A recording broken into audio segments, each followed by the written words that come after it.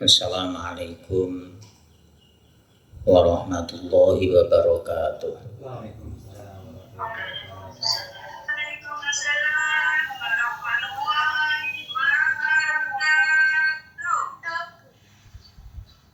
Alhamdulillahilladzi qala subhanaka la ilma lana illa ma 'allamtana innaka antal alimul hakim.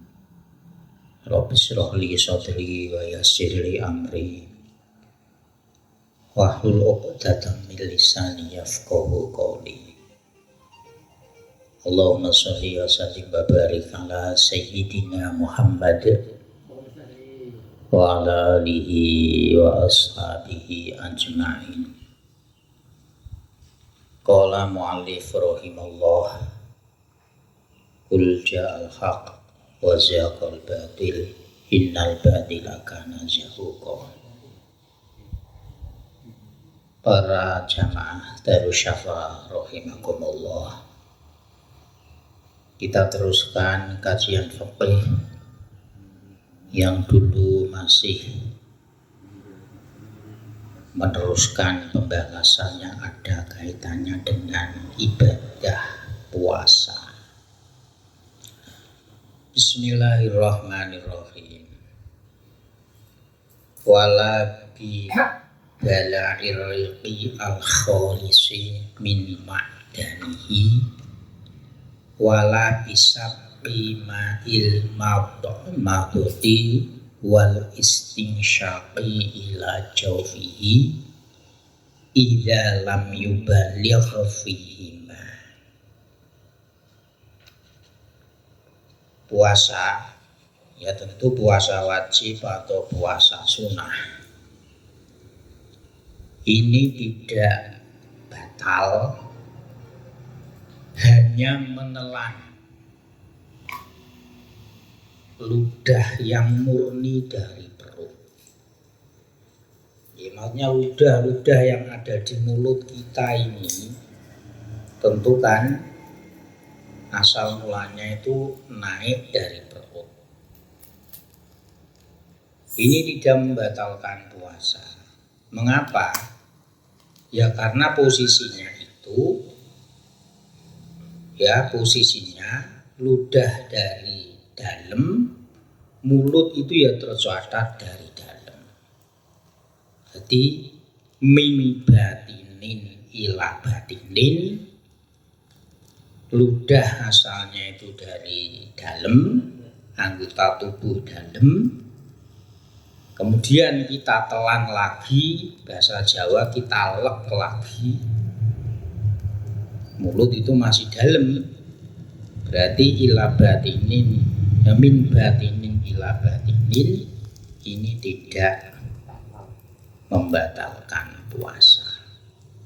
Jadi mengapa demikian? Li annahu aduhu fi dzalika min batinin ila batinin. Jadi karena air liur atau ludah ini mengalirnya itu ya dari perut itu dalam menuju ke mulut ya masih tertata dalam, ditelan lagi ke dalam lagi. Makanya ini tidak termasuk batal. Kecuali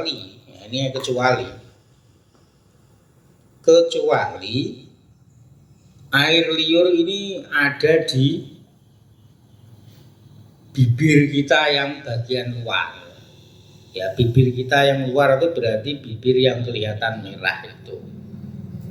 Nah, dan bercampur dengan yang lain itu contohnya itu mungkin sisa-sisa minuman atau sisa-sisa makanan. Sisa-sisa minuman mungkin ya sisa-sisa kopi atau mungkin sisa-sisa minuman teh terasa manis. Ini istilahnya tuh lidah kita julurkan ke bibir bagian luar, maka langsung kita telan lagi maka ini berarti minadzohir dari anggota tubuh luar. Kalau demikian ini nanti membatalkan puasa karena dari anggota tubuh luar.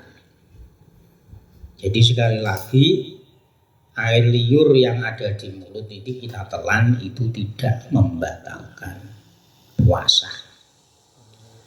Begitu juga puasa ini tidak membatalkan atau tidak batal hanya air bekas kumur kita atau air bekas kita menghirup. Ya, menghirup itu istilahnya tuh menyedot, ya menyedot air ke hidung itu kan hukumnya sunnah. Berkumur hukumnya sunnah. Istinsyak itu kalau bahasa Jawanya itu nyesep banyu ke hidung. Kalau bahasa Indonesia itu menghirup air ke hidung itu kan namanya istinsyak, dan itu hukumnya adalah sunnah. Berkumur biar kita tuh merasakan airnya itu tawar, asin atau kecut. Menghirup udara, menghirup air ke hidung itu secara dhahiriyah juga demikian. Baunya itu enak, badek, tawar, atau baunya itu agak enak. Ini secara dhahir demikian. Tapi kalau secara batiniah, mata-mata ini biar setan yang ada di mulut ini juga bisa keluar atau menjauh. Dan ketika menghirup air ke hidung itu pun juga demikian. Setan yang ketika kita tidur istilahnya itu menginjak-injak atau bermukim di hidung kita ini agar supaya minggat, agar supaya pergi. Makanya kalau orang baru tidur, bangun tidur kok aras-arasen lalu berkumur dan hidungnya itu kita hirup air lalu kita semprotkan, maka badan ini akan terasa enteng. Tapi kalau lebih jauh dilihat dari kesehatan, katanya kalau orang terbiasa kalau wudu melakukan madmadah, melakukan istinsyak, ini terhindar dari penyakit stroke. Ya. Nah, kedua-duanya berkumur, istinsyak ini tidak membatalkan wudu, tapi dengan syarat iza lam yuballigh fihima,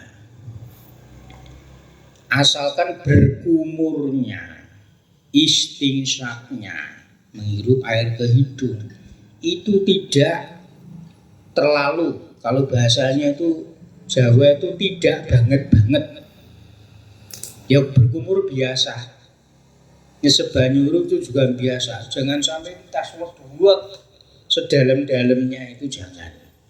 Nanti kalau berkumur tuh teman-teman, wah kumurnya tuh wagas dikucek-kucek dan seterusnya. Nah ini nanti airnya itu ketelannya itu kan seakan-akan itu sengaja. Kalau demikian, kalau keterlaluan nanti membatalkan puasa.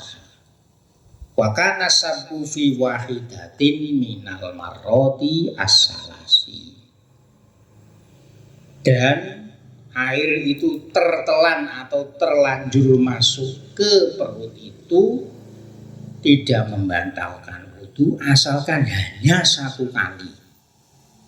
Tapi kalau sampai 2 kali atau 3 kali, ya ini nanti membatalkan puasa. Makanya berkumur jangan terlalu, dalam arti ojo nemen-nemen, ngesep banyu irung pun juga jangan nemen-nemen. Wala bismillahirrahmanirrahim. Wala binaumi wa inistaghraqan nahara kullahu. Dan puasa ini tidak batal hanya karena tidur, sekalipun toh tidurnya itu siang penuh. Kalau bahasanya Jawa itu saawan muput turu terus. Setelah subuh tidur, zuhur sholat bangun, setelah sholat tidur lagi kayak Mbah Surip. Ya, Mbah Surip turu meneh. Nanti sholat asar bangun, setelah asar tidur lagi sampai menjelang maghrib misalkan nih. Tapi ada orang seperti itu kayak kebangetan, apa ya gak ngeluh gitu loh. Jadi walaupun toh tidur itu sesiang penuh, wa inistaghraqan nahara kullahu, tidur terus, ini tidak membatalkan puasa. Ya karena apa? Memang tidak ada unsur-unsur yang membatalkan puasa. Itu ini inistaghraqan naharu kulluha. Li'anna na'ima lam yakhruj an ahliyatil khitobi. Karena orang tidur ini tidak keluar dari khitab syariat, dalam arti puasa itu kan tidak harus mensyaratkan orang itu melek terus, itu kan tidak. Dan tidur itu kan hilang akalnya hanya sementara. Dan itu adalah sesuatu yang wajar. Tapi wajibu qadha usholatu qadha usholati alfaitati binaumi wa in kanal aslu annaman la yajibu alil ibadah la yajibu alaihi qadha. Tapi kalau sampai tidur, sholatnya zuhur lupa, sholatnya asar lupa, ya tetap wajib mengqadai sholat. Karena sholat itu walaupun bagaimana keluar waktunya tetap wajib mengqadai. Wala bil ikhma'i idza afaqa lahdatan fin nahari bisyarti an tujada minhu an-niyatu fi waqtiha. Sholat pun juga, puasa pun juga tidak batal hanya dengan epilepsi. Kalau bahasa Jawanya itu ayanen. Jadi epilepsi ketika kumat, ayan ketika kumat, itu tidak membatalkan puasa, tapi dengan syarat ketika dari terbitnya fajar sampai menjelang maghrib itu ada kesadaran, walaupun itu sebentar, hanya 1 menit misalkan. Tapi kalau dari terbitnya fajar sampai maghrib itu kok epilepsinya itu terus menerus tidak sadar, ya maka puasanya batal.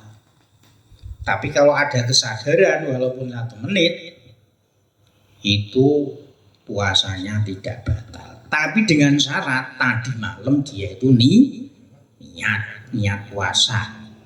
Jadi misalkan setelah sharaweh bersama-sama niat puasa, ternyata jam 3 menjelang sahur ayanan sampai maghrib.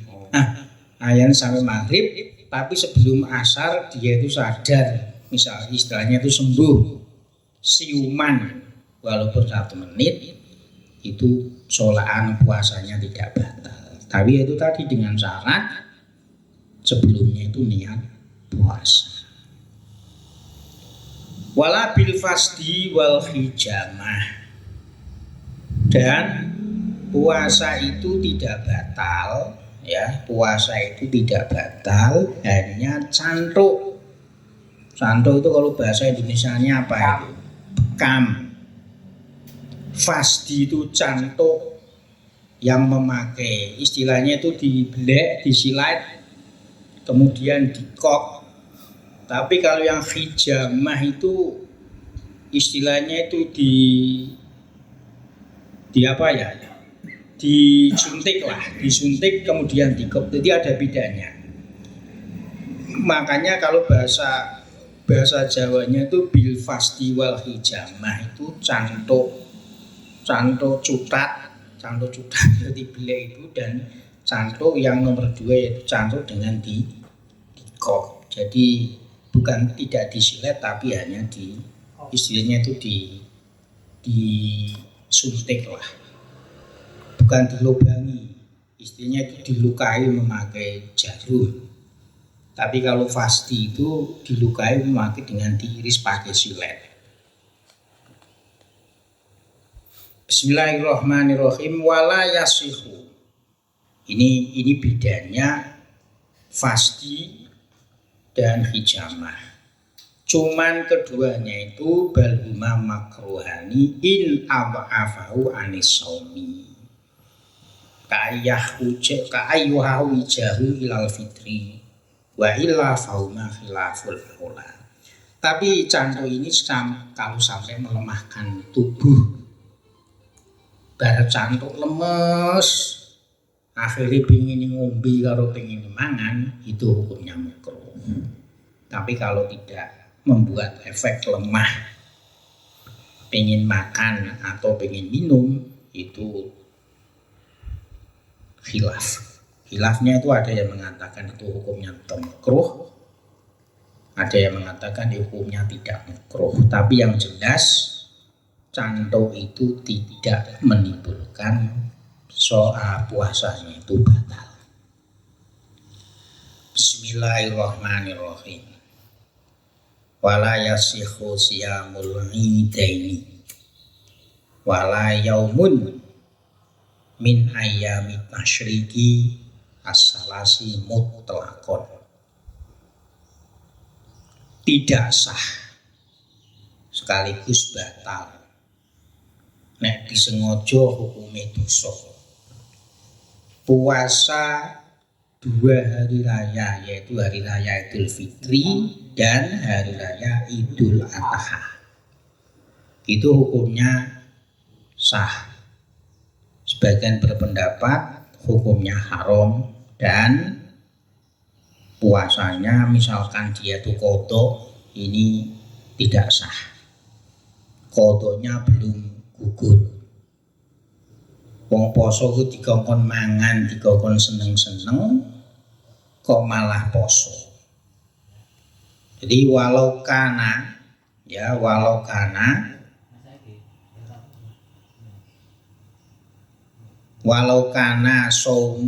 saumuha litamatuin adimin lil hadi wa fil qadimi lausiyamuha anis salasi al wajibati fil haji. Jadi kalau puasa hari raya Idul Fitri, hari raya Idul Adha, walaupun toh itu niatnya qadha, tetap tidak sah. Ada yang mengatakan itu hukumnya haram. Pun juga puasa hari tasyrik, yaitu tanggal 11, 12 dan 13 Dzulhijjah, ini tidak sah. Walaupun toh puasanya bagi orang yang melakukan haji tamattu. Jadi mayoritas di Indonesia itu hajinya itu haji tamattu. Mengapa demikian? Ya karena itu yang mudah dan yang ringan untuk dilakukan. Karena itu yang mudah dilakukan. Jadi walaupun toh haji kita itu haji tamattu, di haji itu kan ada 3 macam. Tamattu, kemudian haji ifrad dan haji qiran. Nah, ini Indonesia mayoritas itu tamattu, karena itu yang mudah untuk dilakukan. Tapi kalau menurut Imam Syafi'i, ya Imam Syafi'i dalam qaul qadim, ini bagi orang yang melakukan ibadah haji tamattu, ini boleh melakukan puasa di hari tasyrik. Jadi wafil qadimi lahu siyamuha anis salasai al wajibati fil haji. Wa dzalika li khabari muslimin ayyamu tasyriki ayyamu aklin wa syurbin wa dzikrullahi ta'ala wal muradu anha ayyamun la yajusunha kama qala asy-Syarqawi. Jadi mengapa ketika hari tasyrik itu tidak diperbolehkan melakukan ibadah puasa? Karena dalam hadisnya ini bahwa hari tasyrik yaitu tanggal 11, 12 dan 13 itu adalah hari-hari di mana dianjurkan untuk makan dan minum serta zikir kepada Allah. Ini terutama bagi orang yang ibadah haji. Labbaik Allahumma labbaik labbaik la syarika lak labbaik. Ini banyak sunnah mengumandangkan zikir Allah, terutama orang yang sedang melakukan ibadah haji, yaitu banyak membaca talbiyah.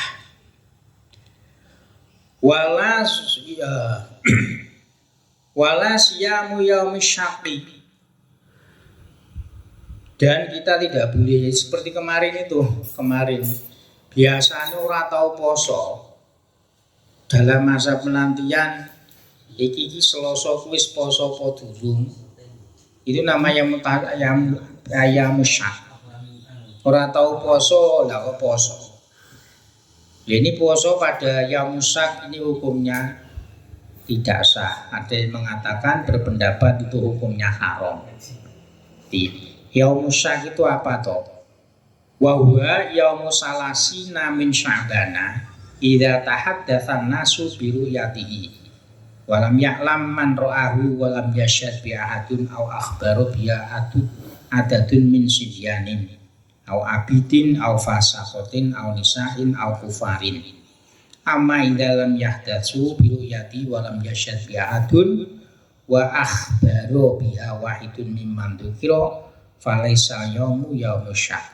Jadi kalau belum ada informasi dari siapapun yang melihat ru'yah, kalau orang normal ya istilahnya itu dewasa itu satu kalau laki-laki, tapi kalau anak-anak itu banyak, kalau perempuan pun juga lebih dari 2. Kalau tidak ada informasi tanggal 30 kalau dia itu puasa sebelumnya itu belum pernah puasa Senin Kemis atau puasa Daud misalnya, maka puasa pada hari itu hukumnya tidak sah.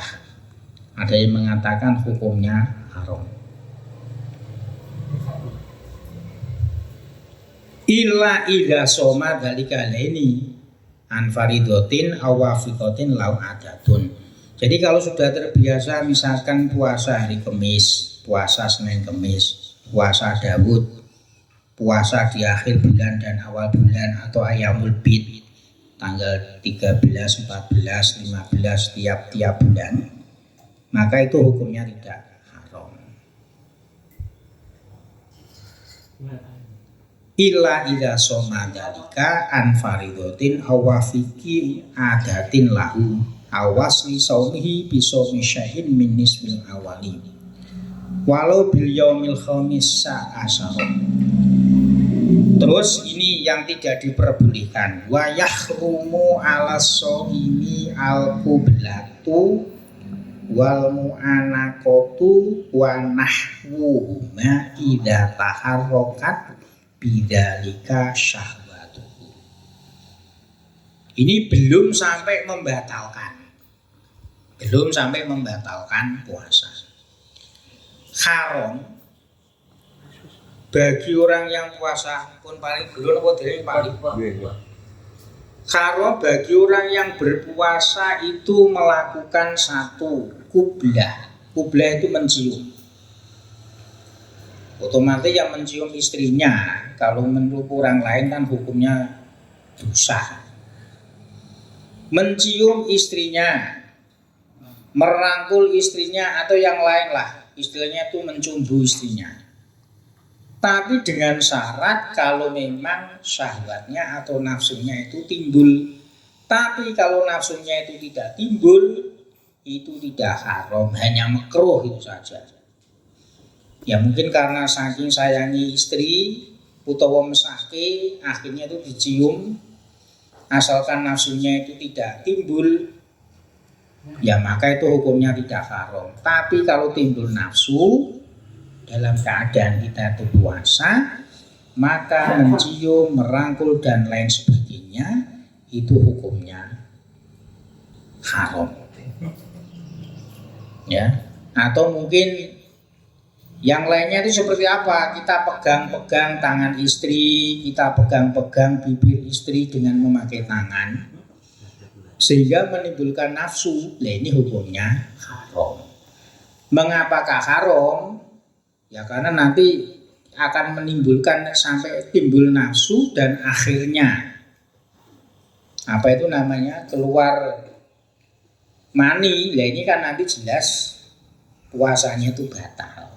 Tapi kalau hanya menimbulkan nafsu itu hukumnya haram dan tidak membatalkan puasa. Tapi kalau sampai nafsunya timbul, akhirnya keluar mani atau sperma, gara-gara mencium istri, gara-gara merangkul istri, gara-gara pegang-pegang tangannya istri, di samping haram puasanya pun juga batal. Tapi kalau tidak sampai keluar sperma, hanya nafsu saja, ini hukumnya haram, tapi puasanya tidak batal. Ini catatan bagi kita. Jadi nalika poso nek di bojo iki oleh ngambil bojone ron. Ini oleh. Tapi itu dengan halal. Tapi dengan syarat tidak timbul nafsu. Berarti ora haram. Tapi kalau timbul nafsu ya haram, tapi puasanya tidak sampai batal. Wa yusannu lahu ta'jilul fitri wa ta'khirus sahuri wal ihtisalu anil hadasi al akbar qoblal fajri wal iftaru anit tamari in tayassaru wa illa fa'ala syai'in kulwin kadzalika wa iksaru du'ai khususon indal iftori wa iksarul qur'ani wasodaqoti fi ramadhana. Bagi orang yang berpuasa ini sunnah puasa wajib, ada kesunahan-kesunahan tersendiri. Bagi orang yang puasa ini sunnah segera berbuka walaupun air seteguk. Jadi nek iso ki durung batalke poso sih, aja adzan sih. Syukur men dianggap sregep, kena dianggap kusuk, burung buka adzan. Ini malah nggak baik. Yusir saya wudu karo kemu, karo ngombe sithik, baru adzan. Jadi apakah nggak boleh? Ya boleh, tapi ini tidak mendapatkan kesunahan. Jadi nomor 1 segera membatalkan puasa atau segera berbuka. Ya tentu kalau sudah maghrib, ya, kalau belum maghrib ya buka. Jadi yang nomor 2 mengakhirkan sahur. Ya kalau kemarin puasa itu apa itu namanya? Istilahnya itu tidak beli sahur jenis apa? Imsak. Imsaknya itu jam 4:16. Ya minimal itu jam 4. Ya, atau jam setengah 4 kita itu sahur. Ini saya kira rata-rata sahur mangan ya rasa-rasen, wis pokoke cukup ngombe. Karena mungkin karena faktor umur atau mungkin karena sekarang itu banyak makanan macam-macam. sehingga itu makan nasi sahur wegah. Mungkin hanya karena minum air saja itu sudah cukup. Itu yang penting, sahur itu berada di akhir.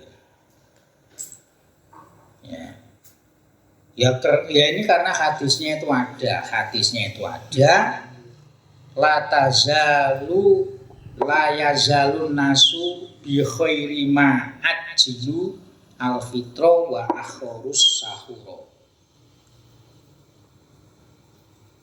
Manusia atau orang-orang yang beriman yang melakukan puasa itu senantiasa mendapatkan kebaikan selama dia itu menyegerakan berbuka dan mengakhirkan sahurnya.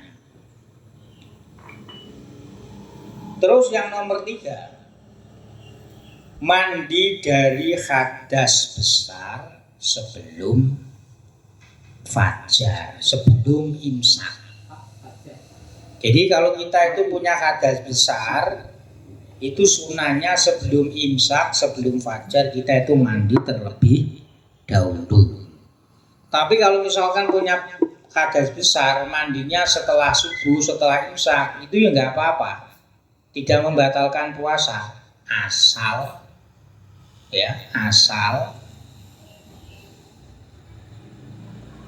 asalkan apa? Asalkan mandinya itu tidak berlebih-lebihan.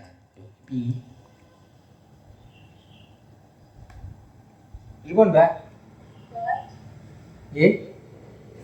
Swantene cal. Oh, swantene cal nggih lho kok. Bismillahirrahmanirrahim. Saya ulangi lagi karena nggak tahu ini kalau ternyata sudah 3 menit suaranya hilang. Mungkin di Tawan ada gangguan karena gempa ya, Mbak ya. Ya.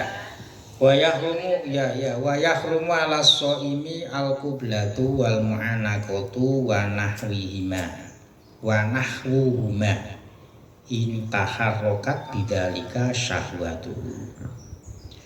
Haram bagi orang yang berpuasa mencium, ya tentu mencium istri ya, mencium istri.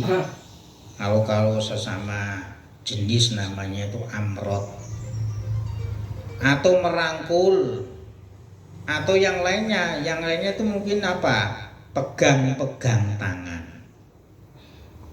tangan istrinya di siang hari.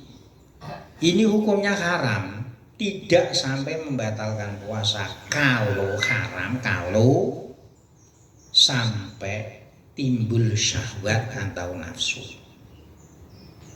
Tapi kalau tidak sampai timbul syahwat atau nafsu, itu hukumnya hanya makruh, tidak sampai haram dan tidak membatalkan puasa. Mengapa kok hukumnya itu haram? Ya karena nanti timbul nafsu, otomatis kan bisa keblabasan. Keblabasannya itu apa? Ya nanti timbul yang namanya keluar air mani atau sperma. Nah ini nanti membatalkan puasa. Makanya di sini hukumnya hanya haram saja, tidak sampai membatalkan puasa. Jadi mencium istri, merangkul istri, pegang tangan istri, ini hukumnya haram kalau sampai timbul nafsu. Jadi belum sampai membatalkan puasa. Bismillahirrahmanirrahim. Wa yusannu lahu ta'jilul fitri wa ta'khirus sahuri wal ihtisalu anil hadasi al akbar qoblal fajri wal iftaru ala tamri intayassaru wa illa fa'ala syai'in hulwin kadalika. Disunahkan bagi orang yang berpuasa, 1, segera berpuasa intayak konal ghurub. Kalau memang sudah yakin matahari sudah tenggelam, sudah waktunya maghrib. Jadi yang baik itu sunnahnya itu cepat-cepat batalke posone senajan ngombe banyu sak cendhok utawa sak ceguk. Jadi aja adanse batalke puasane dhisik. Yang nomor 2, takhirus sahuri. Sahurnya itu agak diakhirkan. Jadi nek iso sahur yo aja barisa utawa jam 12. Kalau bisa jam 3:30 itu namanya sudah akhir. Yang nomor 3, mandi junub atau mandi besar sebelum fajar, sebelum imsak. Lah misalkan punya hadas besar, mandinya itu setelah imsak atau setelah subuh, apa puasanya batal? Tidak. Cuman tidak mendapatkan kesunahan. Yang nomor 4, berbuka memakai kurma kalau ada. Jadi terus ojo sok kesunahan ngono kuwi ojo. Kone ora bukane ora ana kurma kok dianggap ora oleh kesunahan. Indonesia itu bukan penghasil kurma. Kalau tidak ada ya sesuatu, entah itu makanan, entah itu minuman yang manis ala syai'in hulwin. Yo gawe widang teh, gawe kolak gedang, kolak kali. Aja ngopi sik. Perut itu kalau setelah kosong ngopi ya nanti malah nemah ya karepmu. Jadi yang baik itu yang manis-manis dulu. Wa iktsarud du'ai khususon indal iftori, dan memperbanyak berdoa terutama ketika kita berpuasa, ketika kita berbuka. Doanya itu apa? Yaitu doanya Allahumma laka sumtu wa ala rizkika aftortu wa bika amantu walaka aslamtu wa alaika tawakaltu wa rahmatika rojautu wa ilaika anabtu. Tapi yang pendek itu ya wa ala rizkika aftortu wa bika amantu wa alaika tawakaltu dhabatil domahu wa talatil huruku wa sabatal ajru insya Allah. Terus wa iktsarul Qur'ani, dalam puasa kita disunahkan banyak membaca Al-Qur'an. Wa shadaqatu fi Ramadhana, dan yang terakhir banyak-banyak bersedekah dalam bulan Ramadan. Ya sedekah apa ya terserah sak mampune. Demikian, semoga bermanfaat. Al-Fatihah.